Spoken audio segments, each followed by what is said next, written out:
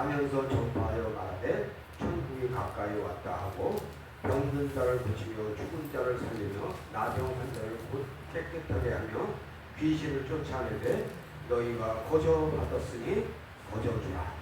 너희 전대에 금이나 은이나 동을 가지지 말고 여행을 위하여 배낭이나 두벌 옷이나 실이나 지팡이를 가지지 말라. 이는 일꾼이 자기의 먹을 것 받는 것이 마땅하니라. 어떤 성이나 마을에 들어가든지 그 중에 합당한 자를 찾아내어 너희가 떠나기까지 거기서 머물라.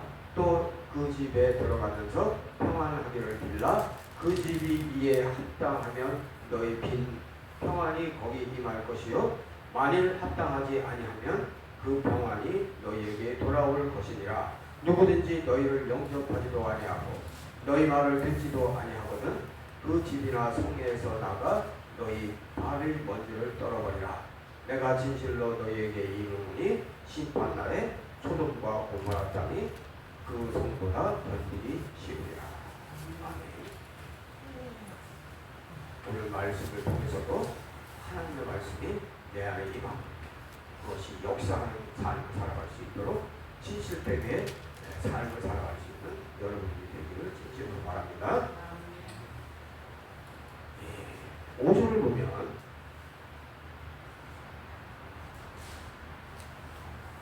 이방인과 사마리아인에게 복음을 전하지 말고 이스라엘에게만 전하라고 하십니다. 우리 예수님이 이상한 명령을 하세요. 이 명령은 한시적인 명령이에요. 영원한 명령이 아니라 12사도는 먼저 예수님이 십자가를 지시기 전에 먼저 복음을 이스라엘에게 전하라고 지금 이야기하고 있어요. 예수님은 이스라엘을 엄청 사랑하세요. 우리도 엄청 사랑하지만 이스라엘도 엄청 사랑하는 것을 저는 무엇을 보고 알았냐? 복음서를 자세히 읽어보면서 알았어요. 예수님이 이스라엘을 엄청 사랑하세요. 얼마나 사랑하셨냐? 이스라엘의 총과 고음을 가보지 않은 데가 없는 거예요. 황만하셨어요. 그게 뭐예요? 뿐만 아니라 제자들도 보내고 있어요. 이방인에게 복음을 전하는 일은 여러분들도 잘 알고 있지만 사도 바울로부터 시작하는 것임을 알 수 있어요. 물론 베드로에게도 고넬료 사건을 통해서 이방인에게 복음을 전하는 것이 중요하다는 것을 알려주고 있지만 실질적으로 이방인에게 복음을 본격적으로 전하기 시작한 것의 시작은 누구냐? 사도 바울. 어떻게 보면 이방 선교는 예수님의 일이 아니에요. 그렇지만 이방 선교도 예수님의 일이고 예수님의 일이지만 사도 바울에게 맡기신 거예요. 교회도 그 교회마다 할 일이 다 달라요. 만화교회는 먼저 예배 참석을 잘해야 돼요. 우리 만화교회가 옛날에만 해도 어느 전만 해도 100% 출석을 했었는데 어떻게 이렇게 되는지 모르겠어요. 우리 교회에서 100% 출석 안 하는 사람이 없었어요. 주일 낮 예배에 100% 참석하는 것은 당연한 것이었었어요. 100% 주일 낮 예배에 참석하고 그 다음부터 점점 더 예배의 참석의 수를 늘려가야 되는 거예요. 수요 예배, 금요 철야에 참석할 수 있으면 하는 게 좋아요. 직장에서 근무하는 것이 아니라면 참석할 것을 제가 권합니다. 다른 교회에서 신앙생활하는 사람들은 제가 알려주는 것을 해도 그만 안 해도 그만 인식으로 하기 때문에 믿음이 자라지 않는 것을 여러 번 보게 되었어요. 무조건 주일 예배는 생명을 걸어요. 내 생명보다 더 중요하다고 생각해요. 무조건 주일은 어떤 한 일이 있어도 빠지지 말아요. 거기서 흔들리면 안 돼요. 그래 봐야 똔똔해요. 똔똔. 잘하지도 않고 떨어지지도 않고. 근데 주일날 교회도 안 나고 어떻게 해요?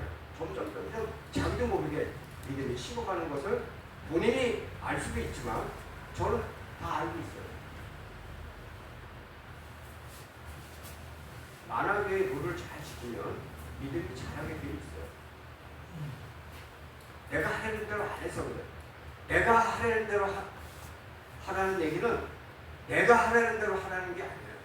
내가 시키는 거는 말씀이 내 안에서 소화되어서 여러분들에게 죽으로 먹이는 거예요. 잘 먹을 수 있게. 근데 그걸 이해를 못하면 그래도 지 마음대로. 그건 믿음 아니잖아요. 신앙생활을 내 방식대로 하면 잘하지 않습니다. 제가 지금까지 목회하면서 본 게 그거예요. 제가 하려는 대로 하면 잘해요. 왜? 말씀에 입각해서 제가 시키는 거니까. 근데 자기 방식대로 했다. 아니잖아요. 목사님 말씀을 잘 새기고 성수주의를 하는 것부터 그것부터 잘해요. 새벽 기도도 매일 나오는 것이 원칙이지만 하기 힘들면 일주일에 한 번이라도 출석하려고 애를 써야 됩니다. 그래야 믿음이 떨어지지 않는 거예요.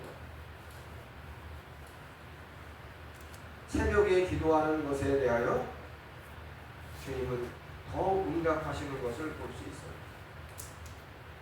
주님은 우리의 기도를 어쨌든 다 들으세요. 우리의 기도를 다 들으신다는 걸 분명히 알고 계세요. 그리고 응답에 민감한 자들이 되기를 원해요. 영적으로 감각이 있는 사람은 응답에 민감해요. 안 해주시는 것도 응답이고 늦게 해주시는 것도 응답이라는 것을 알아야 돼요. 내 방식대로만 응답이 아닌 거예요. 지금은 핸드폰이나 PC가 없는 삶을 살기 힘든 세상이에요. 그러나 성경을 볼 때는 가능한 한 책으로 보고 어쩔 수 없을 때만 핸드폰 등을 이용할 수 있기를 바라요. 그리고 5페이지 이상 읽기를 권장합니다. 사고와 책이 연계되는 시간이 길수록 우리에게 더 유리한 거예요. 핸드폰 등으로 우리에게 10분 이상 보고 생각하는 것이 많지 않은 세상에서 살고 있기 때문에 감각적인 것에 빠져서 사는 세상에서는 인내가 생기기가 쉽지 않아요. 자꾸 편안한 것만 추구하다가 보면 망가져. 신앙생활을 오래 했어요.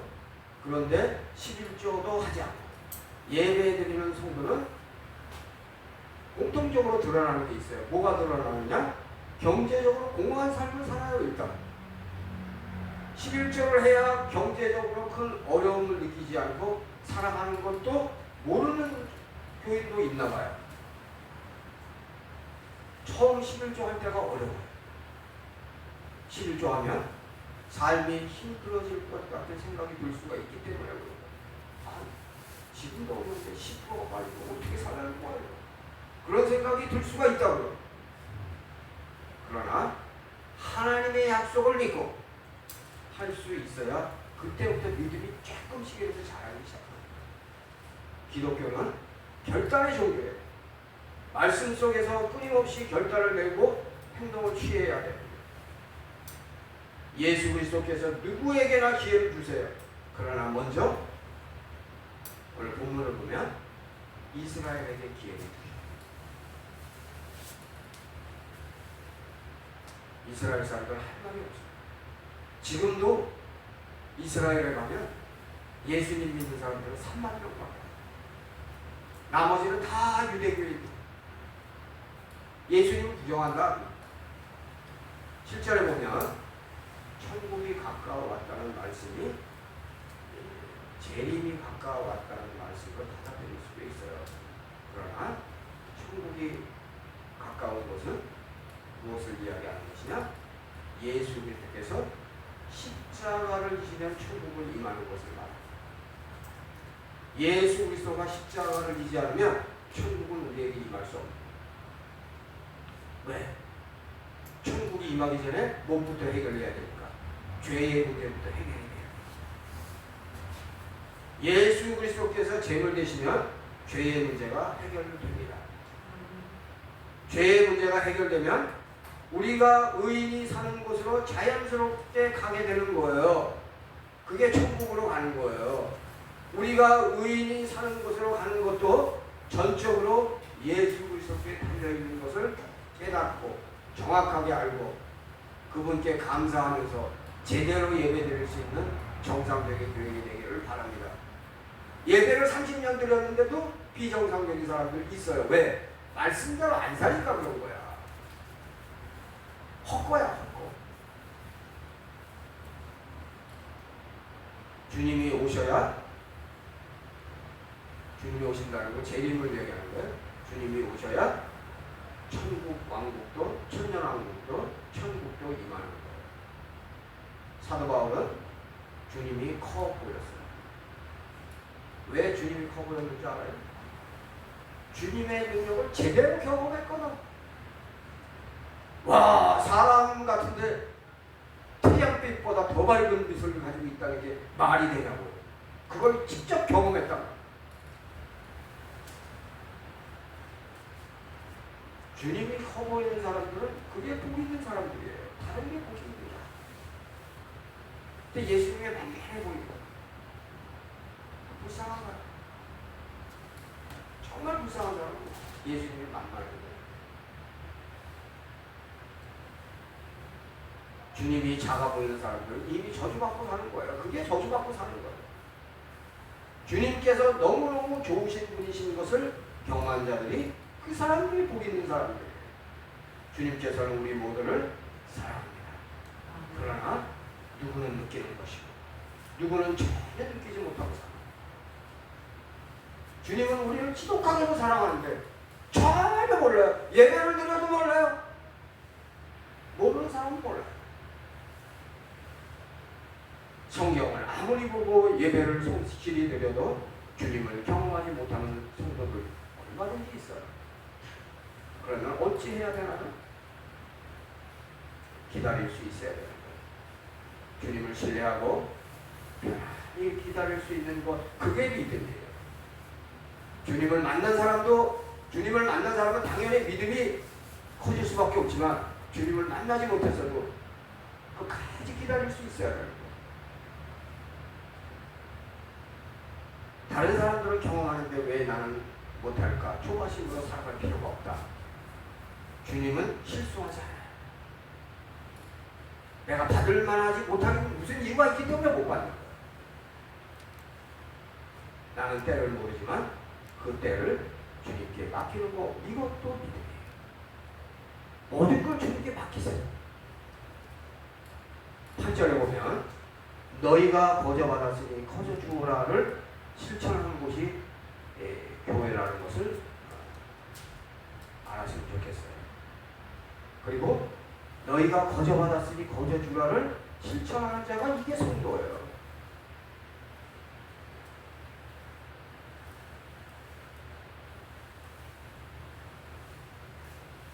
나는 요즘에 보면 깜짝 놀라는 정도가 아니라 이해를 못하겠어요. 어떻게 그렇게 은혜받고 살았는데, 어떻게 그렇게 은혜받고 살았는데 맨 마지막에 보니까 본성이 드러나는 거예요. 아니, 교회는 사고 판단하니까. 어이가 없어.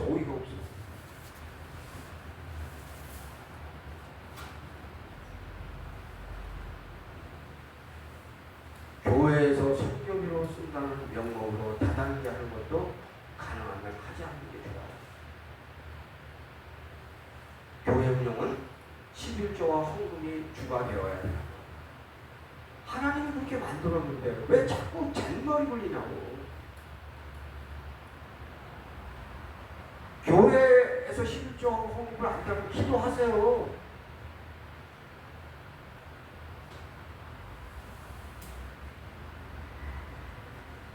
하나님의 방법대로 하세요.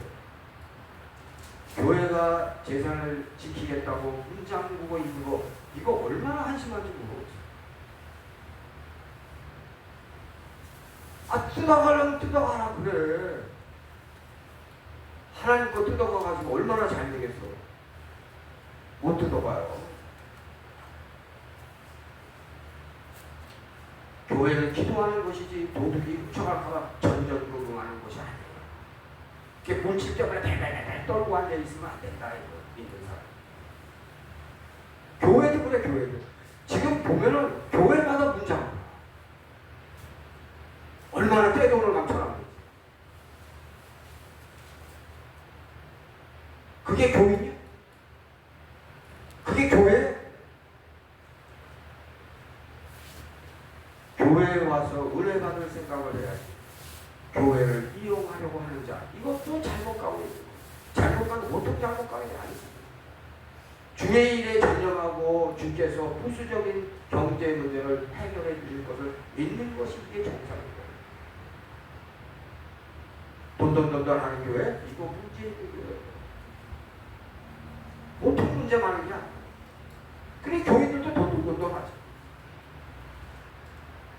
복음 전하는 일에 전념하고 채워주시는 대로 나가면 되는 거예요. 오늘 예수님이 하신 말씀이 그거예요. 니네 다른 거 신경 쓸 거 없다 이거예요. 복음만 전하라 이거예요. 나한테 받은 거, 예수님에게서 받은 거 그거 전해라. 능력도 전하고 말씀도 전하고 복음도 전해라. 딴 거 신경 쓰지 말라. 왜 먹고 사는 거 그런 거 왜 신경 쓰고 사냐. 그걸 어떻게 하신다고요? 주님이 채워주신대잖아요. 근데 왜 못 믿냐고요. 딱 한 끼만 굶으면 그 다음부터 못 믿는 거예요. 아우 또 두 끼 굶는 거 아니야. 한 끼 굶으면 그래 무슨 생각해야 돼요? 설마 주님께서 날 죽이겠어? 이런 배짱이 있어야 되는데 배짱이 없는 거.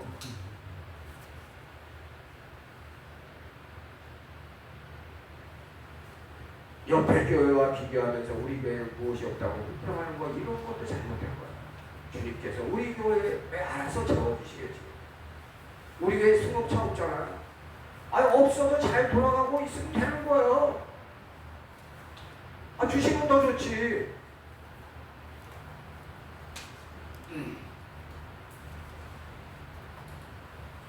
선교사이든 목사이든 성도들이든 하나님께서 준비해 주실 것을 믿고 복음을 전하고 말씀을 세워가는 일에 전념하고 부수적인 일에 너무 관심 가지지 마요. 하나님 채워주신다. 그거 경험해야 돼. 그걸 알아야 돼.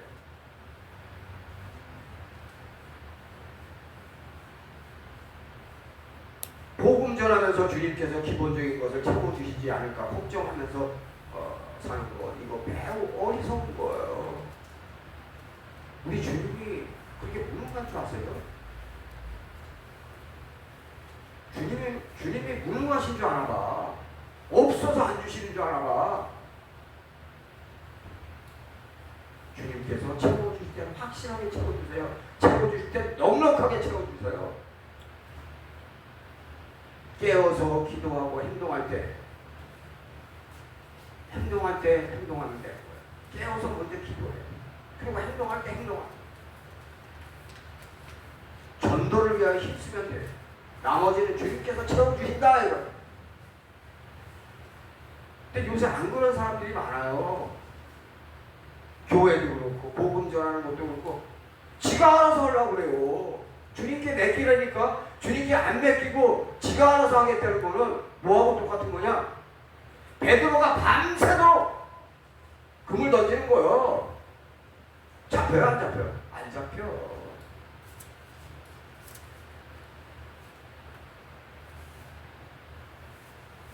그런 거 신경 쓰지 말고 온리 전도를 위하여 최선을 다하면 어떻게 된다? 길이 열려요. 그걸 경험해야 돼. 그래야 진짜 크리스찬이 되는 거예요. 아 우리 하나님이 능력의 하나님이시구나. 엘샤다이의 하나님이신 걸 여러분들이 경험해야 되는 거예요. 그러면 믿음이 달라져요. 그 다음부터 믿음이 달라져요. 업그레이드 된다고. 업그레이드. 수식 같은 거 이런 거 경제적인 것은 주님께서 채워주실 것을 믿고 용감하게 그리고 무식하게 복음 전하는 것에만 전념할 필요가 있어요. 믿음이 있으면 아주 무식해져 버려. 한 가지밖에 몰라. 여러 가지 생각 안 해. 이렇게 행하는 게 믿음이에요. 굶어 죽지 않습니다. 12절에 보면 그 집에 들어가면서 평안하기를 빌라. 목사와 선교사는 어디 가든지 복을 빌어주는 기본을 잃지 말아요.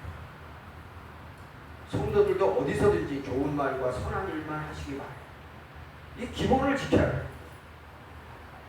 아, 상대방이 뭐 있는 욕 없는 욕 쌍욕 다 있다고 자기를 받아치게 하고 앉아있으면 돼요, 안 돼요? 안 되는 거예요. 그 세상 사람들이랑 받아치게 하는 거지 왜 우리가 받아치게 하고 앉아있다는 거예요? 아, 그러셔요? 넘어갑니다. 주님께서 채워주실 것을 바라보는 삶을 살아야 돼요. 내가 처리하려고 하지 마세요. 자주 기도해야 돼요. 막 그 비상사태가 벌어지면 바로 그냥 그 자리에서 기도하세요. 주님, 이 비상사태를 어떻게 처리해야 됩니까? 기도하면 일이 돼요. 정상적으로 일이 돼요. 근데 기도 안 하면 일이 안 돼요. 세상 사람과 같이 돈에 환장한 사람과 같이 살지 말고 예수 그리스도의 사랑을 전하는 삶을 사시기 바랍니다. 만나는 사람들을 이용하려고 하지 말고 만나는 사람들에게 사랑을 전하고 물질을 나누고 기쁨을 계속 주세요. 그러면 배가 부어요. 좋은 분들이 계속 나의 곁에 오고 근데 그렇게 안 사는 거야. 계속 주라고 나는 가르쳤는데 계속 뜯어먹을 생각만 하고 앉아있어요. 그러니까 안 들어오지. 13절에 보면 그 집이 이에 합당하면 너희 빈 평안이 거기 임할 것이요 만일 합당치 아니하면 그 평안이 너희에게 돌아올 것입니다. 어디서든지 복을 빌어주는 축복의 사람으로 살기를 바랍니다. 심판하실 분이 계시잖아요. 그렇죠? 그러니까 우리는 복을 빌어주는 일만 잘하면 돼요. 심판하실 분이 계세요. 내가 신경 안 써도 돼요. 계속 복을 빌어주면 복을 빌어주는 그 자가 복을 받는 거예요. 새로운 피조물 갖기에 좋은 생각, 긍정적인 생각 속에서 복받을 삶을 살아야 됩니다. 예수님을 영접하지 않고 그분의 말씀대로 살지 않는 자는 제일 중요한 것을 잃어버린 거예요. 예수 그리스도가 크신 것을 인식하는 자가 그게 복 있는 자예요. 모든 것을 다 얻었어도 예수 그리스도를 얻지 못한 자는 99% 이상을 잃어버린 거예요. 그걸 모르는 거예요. 다른 거 다 실패했어요. 예수님만 소리했어요. 그 사람 성공한 거예요. 모든 것을 다 잃었어도 예수 그리스도를 믿어서 성공한 인생으로 우리의 인생을 마무리하시기 바랍니다. 다 우리 인생은 마무리가 멋있게 끝나야 돼요. 15절 봅시다.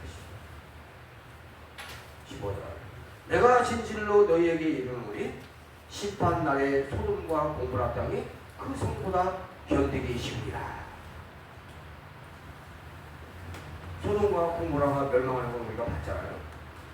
예수 그리스도를 믿지도 않고 선교사와 목사를 학대하는 자, 이거 소돔과 고모라에서 음행죄를 범한 자보다 죄가 더 크다 그 얘기요. 목사, 선교사를 만만하게 보지 말라. 선교사, 목사님 대접하는 것을 소중히 여기는 자는 천국에서도 상이 있어요. 주님은 지극히 형편없는 자에게 주 예수의 이름으로 대접할 때 주님은 기억하고 계신다고 했어요. 누구에게나 친절하고 덕을 베푸는 기분을 잃어버리지 말고 대접의 달인이 되길 바랍니다. 누구든지 잘 대해주세요. 그리고 그게 누구한테 돌아온다고요? 다 나한테 돌아옵니다. 오늘은 여기까지.